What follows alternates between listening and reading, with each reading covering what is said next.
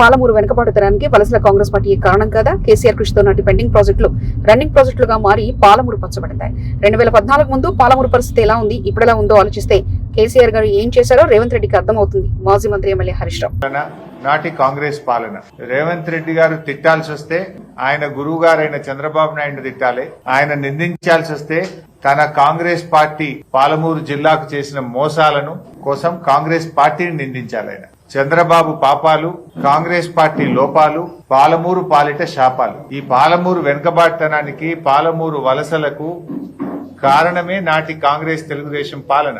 అంటే మీరు గతంలో ఉన్నటువంటి తెలుగుదేశం పార్టీ గాని, ప్రస్తుతం మీరున్నటువంటి కాంగ్రెస్ పార్టీ యొక్క పాపాల శాపాల పుణ్యమే పాలమూరు వెనుకబాటుతనం.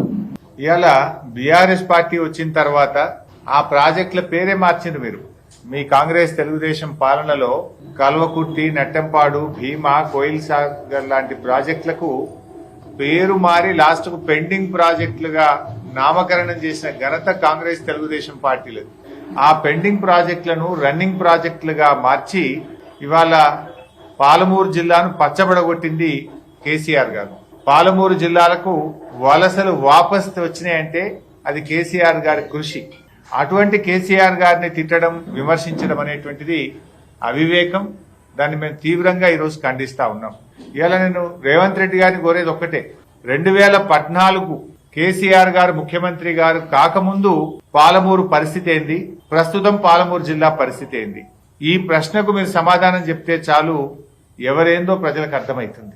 2014 కంటే ముందు దేశంలో అతి ఎక్కువ మంది వలసపోతున్న జిల్లా పాలమూరు జిల్లా. 2014 కంటే ముందు దేశంలో ఎక్కువ కరువు ఉన్న జిల్లా పాలమూరు జిల్లా. 2014 కంటే ముందు దేశంలో అత్యంత వెనుకబడిన జిల్లా పాలమూరు జిల్లా. ఈ ఘనత కాంగ్రెస్ తెలుగుదేశం పార్టీలది. 2014-23 మధ్య పాలమూరు జిల్లా ఎట్లా మారింది? ఇలా ఎన్ని ఎకరాలకు కొత్త సాగునీరు వచ్చింది, ఎన్ని ప్రాజెక్టులు శాంక్షన్